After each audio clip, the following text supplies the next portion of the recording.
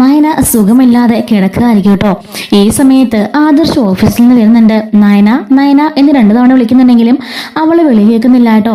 ഈ സമയത്ത് അങ്ങോട്ടേക്ക് നവ്യയോട് ആദർശ് ചോദിക്കുകയാണ്, അല്ല നവ്യ, നയന എവിടെ? അവളെ കാണുന്നില്ലെന്ന് പറയുമ്പോൾ അവൾക്ക് സുഖമില്ല ആദർശ് ചേട്ടാ, ഞാൻ അങ്ങോട്ട് പോയിരുന്നു, അവൾക്ക് വെള്ളമൊക്കെ കൊടുത്തിട്ട് വന്നതെന്ന് പറയുന്നുണ്ട്. എന്താ പറ്റിയേ? എന്നിട്ട് എന്നോടൊന്നും ആരും വിളിച്ചൊരു വാക്കുപോലും പറയാഞ്ഞേ? ഞാൻ വിളിക്കാൻ തുടങ്ങിയതാ, അവള് സമ്മതിക്കണ്ടേ? ഓഫീസിലായിരിക്കും, ആദർശേട്ടനെ ഡിസ്റ്റർബ് ചെയ്യണ്ടെന്ന് പറഞ്ഞിട്ട് എന്നെ വിളിക്കാൻ സമ്മതിച്ചില്ല. ചെറിയ പനിക്കോളും ഉണ്ട്, ഞാൻ ഫുഡ് തട്ടെന്ന് ചോദിച്ചിട്ട് അവള് കഴിക്കുന്നുമില്ല എന്നൊക്കെ പറയുന്നുണ്ട്. അങ്ങനെ ആദർശ് മുറിയിലോട്ട് പോകുന്നുണ്ട്. മുറിയിലോട്ട് പോയിട്ട് ചോദിക്കുകയാണ്, നയന നിനക്ക് എന്താ പറ്റിയേ? നീ എന്തിനാ നവ്യോട് വിളിക്കണ്ടെന്ന് പറഞ്ഞത്? അല്ലെങ്കിൽ ഞാൻ വന്ന് ഹോസ്പിറ്റലിലേക്ക് കൊണ്ടുപോയില്ലായിരുന്നോ? അങ്ങനെ വലിയ കുഴപ്പമൊന്നുമില്ല ആദർശേട്ടാ, ഇപ്പൊ കുറവുണ്ട് എന്നൊക്കെ പറയുന്നുണ്ട്. നയനയുടെ ദേഹത്തേക്ക് തൊട്ട് നോക്കുമ്പോൾ നല്ല ചുട്ട് പൊള്ളുന്ന പനിയുണ്ട് കേട്ടോ. ഇത്രയും പനി ഉണ്ടായിട്ടാണ് നയന നീ കുഴപ്പമൊന്നുമില്ല എന്ന് പറഞ്ഞിരുന്നത്, ഇങ്ങോട്ട് എണീച്ചേ ഹോസ്പിറ്റലിലേക്ക് പോവാന്ന് പറയുന്നുണ്ട്. ഇല്ല ആദർശേട്ടാ, എനിക്ക് തീരെ വയ്യ, എനിക്ക് എഴുന്നേക്കാൻ പറ്റുന്നില്ല, ഞാൻ കുറച്ച് റെസ്റ്റ് എടുക്കട്ടെ, അപ്പോഴേക്കും മാറിക്കോളൂ എന്ന് പറയുമ്പോഴേക്കും മുത്തശ്ശൻ വന്നിട്ട് ആദർശോട് പറയുന്നുണ്ട്, നീയെങ്കിലും ആ ഡോക്ടറെ ഇങ്ങോട്ട് വിളിക്കുക, ഇവിടുന്ന് ചികിത്സിപ്പിക്കാം എന്ന് പറയാണ്. അങ്ങനെ ആദർശേട്ടൻ ഡോക്ടറെ ഇങ്ങോട്ടേക്ക് വിളിപ്പിക്കുന്നുണ്ട്. അങ്ങനെ ഡോക്ടർ വന്നിട്ട് ടെസ്റ്റ് ഒക്കെ ചെയ്തിട്ട് നല്ല പനിയുണ്ട്, റെസ്റ്റ് എടുക്കണം, ആഹാരമൊക്കെ നന്നായിട്ട് കഴിക്കണം എന്നൊക്കെ പറയുന്നുണ്ട്. അങ്ങനെ ഇഞ്ചക്ഷനും കൊടുക്കുന്നുണ്ട്.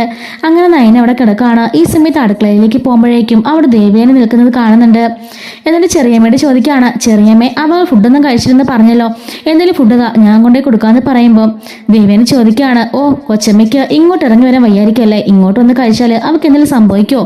വലിയ മഹാറാണിയാണോ അവള് എന്നൊക്കെ ചോദിക്കുമ്പോഴേക്കും ആദർശ് പറയുന്നുണ്ട്, അമ്മേ അവക്കൊന്ന് എഴുന്നേക്കാൻ പോലും വയ്യാതെ സുഖമില്ലാതെ കിടപ്പ, അമ്മയുടെ മകളോ ഞാനോ ആയിരുന്നെങ്കിൽ അമ്മ നോക്കില്ലായിരുന്നോ? അമ്മയ്ക്ക് എന്തൊരു മനസ്സാക്ഷി ഇല്ലാതെ അമ്മ കാണിക്കുന്നത്? അമ്മ പോയി ഒരു വാക്ക് ചോദിച്ചിരുന്നെങ്കിൽ അവൾ ഉറപ്പായിട്ടും കഴിച്ചേനെ, അമ്മയ്ക്ക് ഒന്നും തോന്നിയില്ലല്ലോ, അവൾ അത്ര കണ്ട് വയ്യാതെ കിടക്കുക. എന്റെ ഡോക്ടർ വന്നിട്ട് നോക്കിയിട്ട് പോയിട്ട് പോലും ആ മുറിയിലേക്ക് നമ്മൾ തിരിഞ്ഞു നോക്കിയോ? എന്താ സംഭവിച്ചെന്നെങ്കിൽ അമ്മേനെ നോക്കിയോ? എന്തൊരു മനസ്സാ അമ്മയുടെ എന്നൊക്കെ പറയുന്നുണ്ട്. അപ്പോഴേക്കും ദേവൻ എന്നെ കലിപ്പിച്ചിങ്ങനെ നിൽക്കുകയാണ്. എന്തായാലും ചെറിയമ്മ അത് കഞ്ഞിയാക്കി ഇങ്ങനെ തരാൻ പറയുന്നുണ്ട്. അങ്ങനെ അവള് കഞ്ഞിയൊക്കെ കൊടുക്കുന്നുണ്ട് കേട്ടോ. അങ്ങനെ ആ കഞ്ഞിയായിട്ട് ആദർശ് മുകളിലേക്ക് പോവാണ്. മുകളിലേക്ക് പോയതിനു ശേഷം നയനെ വിളിച്ചുകൊണ്ടിരുന്നുണ്ട്.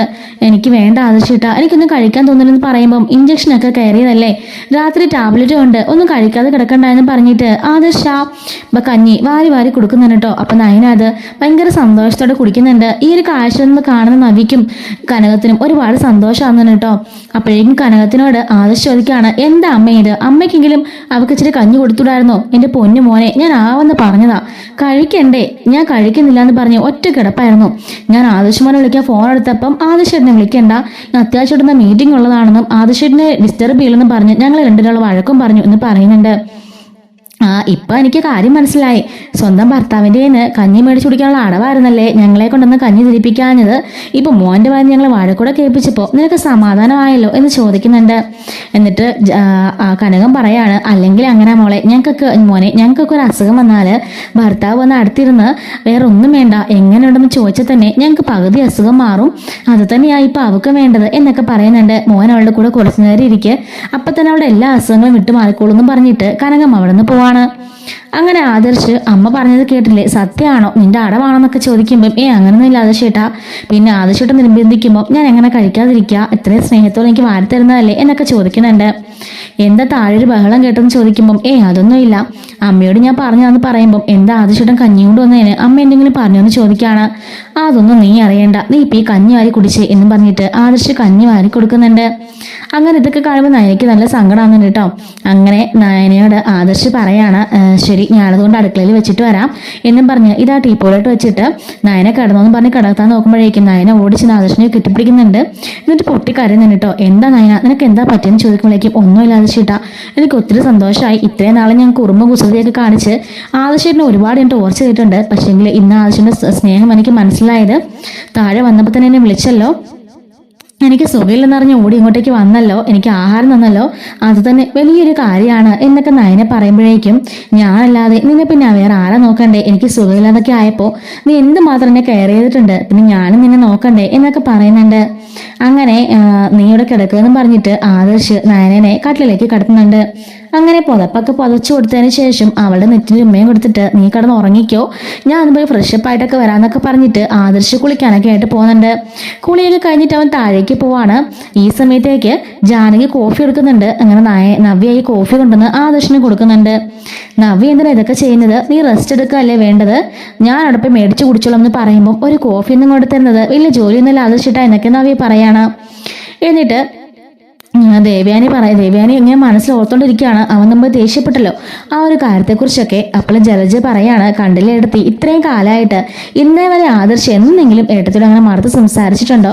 ആദ്യമായിട്ട് അവൻ ഏട്ടത്തിയോട് എല്ലാവരും മുമ്പിൽ വെച്ച് പറഞ്ഞു കേട്ടില്ലേ, ഇനി ജാനകിയുടെ ഒക്കെ മുമ്പിൽ ഏട്ടത്തിക്ക് എന്ത് വിലയാണ് ഉണ്ടാവുന്നത്, എല്ലാവരും മുമ്പിൽ വെച്ച് ഏട്ടത്തിയുടെ വില മൊത്തം അവൻ ഇന്ന് കളയും എന്നൊക്കെ പറയുന്നുണ്ട്. അപ്പൊ ദേവയാനാണെങ്കിൽ ഞാൻ മിണ്ടാതെ രൂക്ഷഭാവത്തിൽ ഇരിക്കുന്നുണ്ട്. അപ്പോഴേക്കും ജയ വന്നിട്ട് ചോദിക്കുകയാണ്, എങ്ങനെയുണ്ട് മോനെ നയനയ്ക്കെന്ന് ചോദിക്കുമ്പോൾ കുഴപ്പമില്ല വെച്ചാൽ ഡോക്ടർ ഒന്ന് ഇഞ്ചക്ഷനൊക്കെ എടുത്തിട്ട് പോയിന്ന് പറയാണ്. ഞാനും ഓഫീസ് വിട്ട് വന്നു കഴിഞ്ഞപ്പോഴാണ് ഞാനും കാര്യം പറയുന്ന മോനെ, ഞാനും അറിഞ്ഞില്ലെന്ന് പറയുന്നുണ്ട്. മുത്തശ്ശിയും പറയാണ്, ഞങ്ങൾ കുറെ തവണ പറഞ്ഞു ഡോക്ടറെ വിളിക്കാന്നൊക്കെ, അപ്പൊ അവൾക്ക് കുഴപ്പമില്ലെന്ന് പറയായിരുന്നു. പക്ഷെ ഇത്രയ്ക്കും കൂടുതലാണെന്നൊന്നും നമ്മൾ അറിഞ്ഞില്ല. അത് മാത്രമല്ല, നിന്നെ വിളിക്കാൻ തുടങ്ങിയപ്പം അവള് കനകത്തിന് നവ്യനെ വിളിക്കാൻ സമ്മതിച്ചില്ലെന്നാ പറഞ്ഞത്. എന്തായാലും നീ വന്നപ്പം അവൾക്കതൊരു വലിയ ആശ്വാസമായി കാണും എന്നൊക്കെ മുത്തശ്ശി പറയാണ്. മുത്തശ്ശൻ പറയുന്നുണ്ട്, അതല്ലേലും അങ്ങനല്ലേ, ഒരു ഭാര്യയ്ക്ക് ഭർത്താവിന് സാമീപ്യം ഉണ്ടെങ്കിൽ ഏത് അസുഖത്തെയും അവൾ അതിജീവിക്കും. അതാ ഭർത്താവിന്റെ ആ ഒരു സ്നേഹത്തിന്റെ പവർ എന്നൊക്കെ മുത്തശ്ശൻ പറയുന്നുണ്ട്. ഇതൊക്കെ കേട്ടിട്ട് ദേവയാനിക്ക് അങ്ങ് ചൊറിഞ്ഞു വരുന്നുണ്ട് കേട്ടോ. അതിനുശേഷം ജാനകി പറയാണ്, മോനെ കഞ്ഞി മൊത്തം അവൾക്ക് കൊടുത്തോന്ന് ചോദിക്കുമ്പോൾ ഞാൻ കഞ്ഞി വാരി കൊടുത്ത് ചെറിയമ്മേ അവൾ മുഴുവനും കഴിച്ചു എന്നൊക്കെ പറയുന്നുണ്ട്. ഓഹോ, അപ്പൊ അതൊക്കെ അവളുടെ അടവായിരുന്നല്ലേ. ഇവിടെ വന്ന് കനകം ഭക്ഷണമൊക്കെ എടുത്തോണ്ട് പോയതാ, നേരത്തെ കഴിക്കാൻ മോളോട് നിർബന്ധിച്ചതുവാ, അപ്പൊ അവൾക്ക് വേണ്ട, എന്നിട്ട് ഭക്ഷണമൊക്കെ തിരിച്ചു കൊണ്ടുവച്ചു. അതിന്റെ ഇതൊക്കെ ഇപ്പോഴല്ലേ മനസ്സിലായത്. ഈ ഒരു അസുഖത്തിന്റെ പേരും വെച്ച് ഭർത്താവിനെ വശീകരിക്കാനുള്ള ശ്രമം അവളുടെ എന്നൊക്കെ ദേവയാനി പറയുമ്പോഴേക്കും ചാടി എഴുന്നേക്കുന്നുണ്ട് മുത്തശ്ശൻ.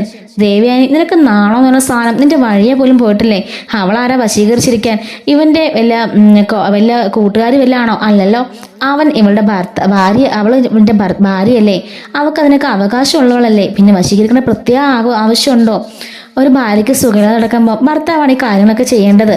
അതെന്താ നിനക്ക് പ്രത്യേകം പറഞ്ഞു തരണോ? അങ്ങനെ അവൻ ചെയ്തെന്ന് കുറച്ച് ഇപ്പൊ എന്ത് തെറ്റാ സംഭവിച്ചു പോയത്? അല്ല, നാണമില്ലല്ലോ നിനക്ക് ഇതൊക്കെ പറഞ്ഞു നടക്കാന്. ആദർശ് മോനെ, നീ ഇപ്പൊ ഉള്ളതുപോലെ തന്നെ അവളെ സ്നേഹിച്ച് തന്നെ മുമ്പോട്ട് പോകണം. നിന്റെ അമ്മ അങ്ങനെ പലതും പറയും, ഞാൻ പറഞ്ഞിട്ട് അല്ല സൈക്കാട്രിസ്റ്റിനെ കാണേണ്ട സമയം കഴിഞ്ഞു നിന്റെ അമ്മയ്ക്ക് എന്നൊക്കെ പറഞ്ഞ് മുത്തശ്ശൻ കളിയാക്കുന്നുണ്ട്. പാവം നയനമോള് അവള് സുഖമില്ലാതെ കിടന്നിട്ടും എന്നിട്ട് ഉച്ചക്കത്തുള്ള എല്ലാ ഫുഡും ഉണ്ടാക്കി വെച്ചിട്ടില്ലേ പാവം പോയി കിടന്നത്. അപ്പോഴൊന്നും നിന്നെ ആ വഴിക്ക് കണ്ടില്ലല്ലോ. തീരെ സുഖമില്ലാതായപ്പം ജാനകിയെ പറഞ്ഞത് പോയി കിടന്നോളാൻ, അങ്ങനെയാ അവള് കിടക്കാനായിട്ട് പോയത്. അതിനും ഓരോ കാരണം കണ്ടെത്തിക്കൊണ്ട് വന്നോളും നാണമില്ലാതെ എന്നൊക്കെ പറഞ്ഞ മുത്തശ്ശൻ ശരിക്കും ദേവേനോട് നല്ല പണി കൊടുക്കുന്നുണ്ട്. ദേവേനെ മിണ്ടാതിരുന്ന് അത് മൊത്തം കേൾക്കുന്നുണ്ട് കേട്ടോ. എന്നിട്ട് ആദർശം പറയാണ്, അതിന് അവളെ കള്ളത്തിലൊന്നൊക്കെ എന്തിനാവേ പറയുന്നത്, അവൾക്ക് ഒട്ടും വിശപ്പില്ലായിരുന്നു. ഇപ്പൊ ഞാൻ ചെന്നപ്പോഴും അവൾക്ക് കഴിക്കാനാവുന്നില്ലായിരുന്നു. അവൾക്ക് പനി കൂടിയിട്ട് വായിലില്ല എന്തൊക്കെ പോലെ ചോവയ്ക്കുന്നു, അവൾക്കൊന്നും കഴിക്കാൻ പറ്റുന്നില്ല എന്ന് അവൾ പറഞ്ഞത്. പിന്നെ നിർബന്ധിച്ച് ഞാൻ കൊടുത്തോണ്ട് കഴിച്ചെന്നേ ഉള്ളൂ എന്നൊക്കെ പറയുന്നുണ്ട് കേട്ടോ. അതിനും ഈ അമ്മ എന്നെ കുറ്റം കണ്ടുപിടിച്ചാൽ എന്ത് ചെയ്യും? വശീകരിക്കാൻ ഞാൻ അവളുടെ ഭർത്താവല്ലേ, പ്രത്യേകിച്ച് അതിന്റെ കാര്യമുണ്ടോ അമ്മേ എന്നൊക്കെ ചോദിച്ച് ആദർശം ചോദിക്കുന്നുണ്ട്. ഇവരെ രണ്ടുപേരും ചോദ്യം കേട്ട് ആകെപ്പാടെ മനസ്സാകുന്ന അവസ്ഥയിൽ ദേവയാനി ഇരിക്കുന്നുണ്ട്. ഇതിന്റെ അടുത്ത പാട്ടൊക്കെ നമ്മൾ ഉടൻ തന്നെ അപ്ലോഡ് ചെയ്യുന്നതായിരിക്കും. മിസ് ആവാതിരിക്കാൻ ചാനൽ സബ്സ്ക്രൈബ് സപ്പോർട്ട് ചെയ്യണേ. Thanks for watching.